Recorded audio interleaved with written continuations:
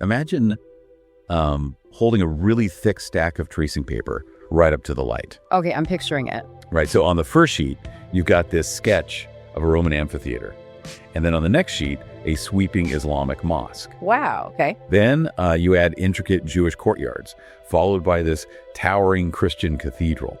Now imagine all those drawings perfectly aligned, just sort of overlapping and bleeding into one another to create this one incredibly complex image. That sounds like, well, a pretty wild art project. Yeah, but the thing is, it isn't just an abstract art project. That is a real place you can actually walk through today. So welcome to this deep dive, where our mission is to take you on a journey directly into the heart of Cordoba, Spain. And we're really glad to have you with us for this one. We've gathered official tourism guides, detailed heritage walking itineraries, and even some really cool insider manuals on the local flamenco scene. Yeah, we're going to unpack a city that honestly just defies standard chronology.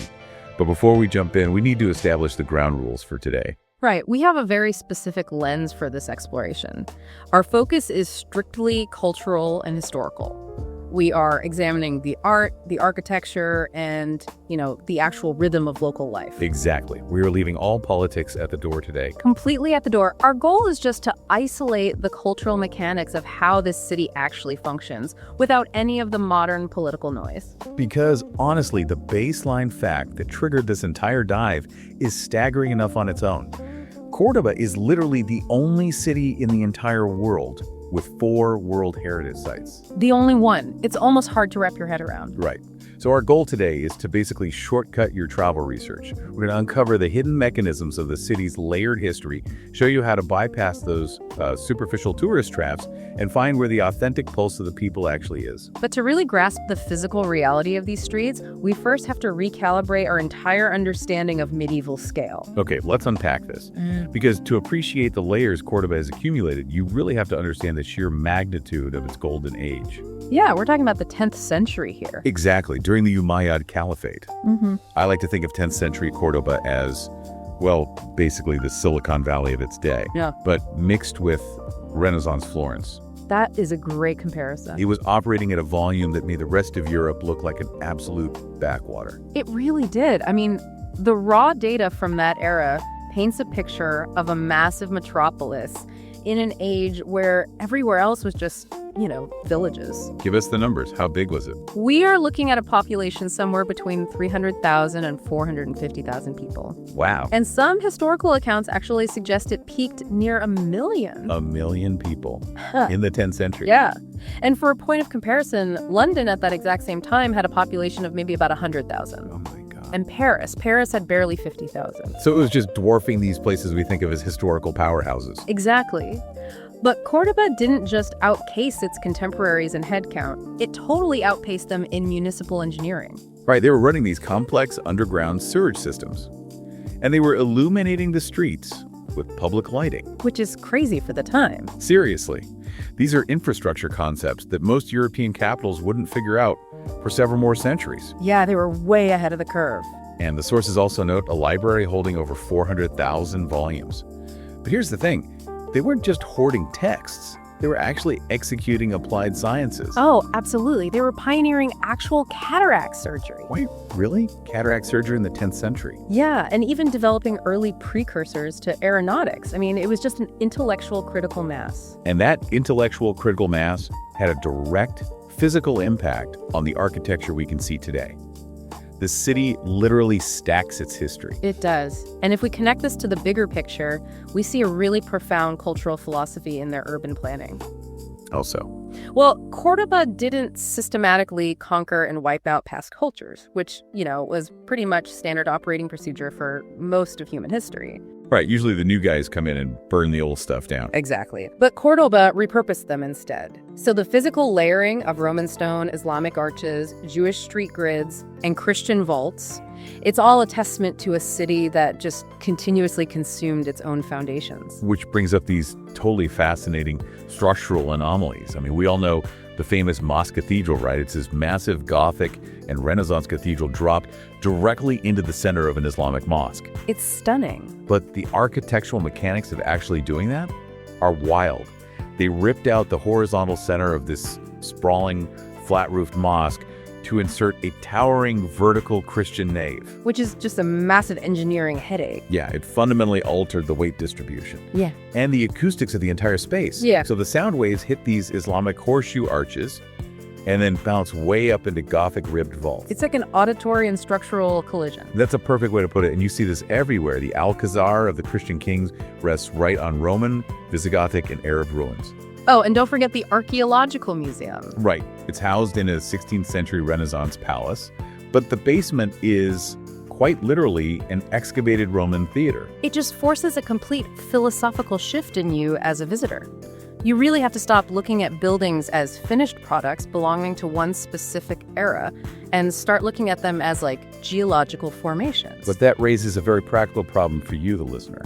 How do you, as a human being with limited vacation time, actually process 1,000 years of macro history on a microscopic street-level scale? It's daunting for sure. But the itineraries in our sources actually outline a remarkably compact solution.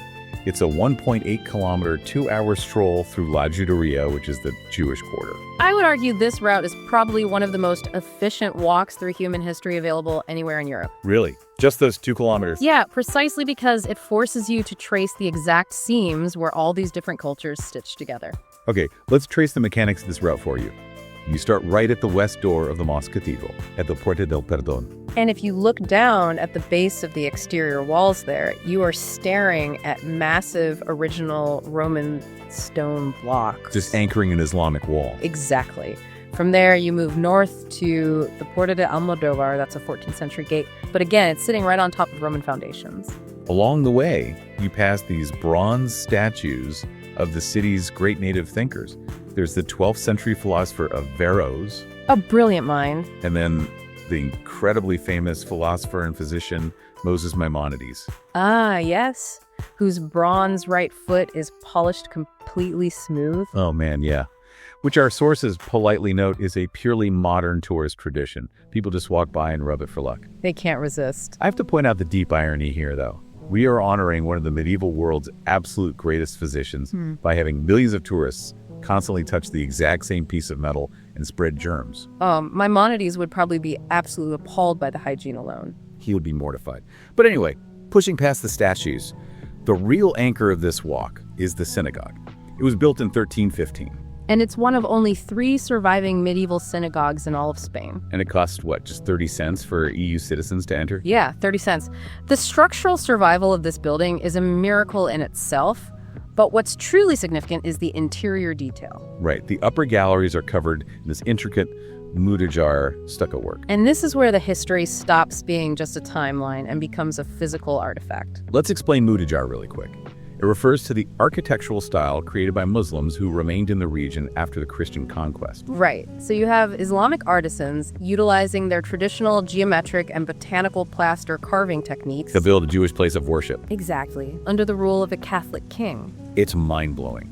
The walls themselves prove that despite the big overarching historical narratives of conflict we always hear about, at the street level, these communities were engaged in profound practical cooperation. And right across the street from that is the Casa de Sefarat. It's a cultural center in a beautifully restored 14th century house. What's inside? It basically fills in the human context that the synagogue's empty walls lack. It details the domestic rituals, the music, and, the lived reality of the Sephardic Jewish community before their expulsion. You also hit the 10th century Calafol baths along this same route. The guides point out the star-shaped vaulted ceilings there. Which aren't just decorative, by the way. No, they were engineered. They filter natural light and let steam escape, creating this very specific atmospheric pressure inside the baths. It's genius. It is. But I need to step in here and push back on the romanticism of this itinerary for a second. Uh-oh. What's the catch? Well, we have centuries of Roman, Islamic, Jewish, and Christian history packed into just 1.8 kilometers. You're walking past the highly photogenic Callega de las Flores, which, pro tip, you must visit before 9:30 a.m. to avoid being literally shoulder to shoulder with tour groups. Oh, definitely go early. But doesn't this entire walk just become a chaotic, overwhelming blur? Especially if you attempt this when it's 35 degrees Celsius at midday in the Andalusian summer. That's like 95 degrees Fahrenheit. That is a very fair point. But what's fascinating here is The layout of the city actually solves the problem of the climate. Wait, the layout itself? Yes, it acts as an ancient form of thermodynamic engineering. Okay, you're gonna have to explain that. Well, the narrow, winding alleys, the towering whitewashed walls, and the interior work in patios, none of those were purely aesthetic choices. They operate together like a canyon or a wind tunnel. Like a natural air conditioning system. Precisely. The whitewashed walls reflect the radiant heat away, and the extreme narrowness of the streets prevents direct sunlight from ever actually reaching the pavement for most of the day. So the stone stays cool. Exactly. Meanwhile, those interior patios are filled with plants and water features. Like fountains and pools. Right. And those create these little microclimates of dense, cool air that physically gets drawn out into the alleys. So the architecture itself protects you from the heat. That is brilliant. Furthermore, the physical tightness of those streets dictates your pace. You literally cannot rush. Because there's no room to sprint around. Right. The environment forces you to slow down. That prevents the history from blurring into a chaotic mess and instead turns it into a deliberate physical unfolding.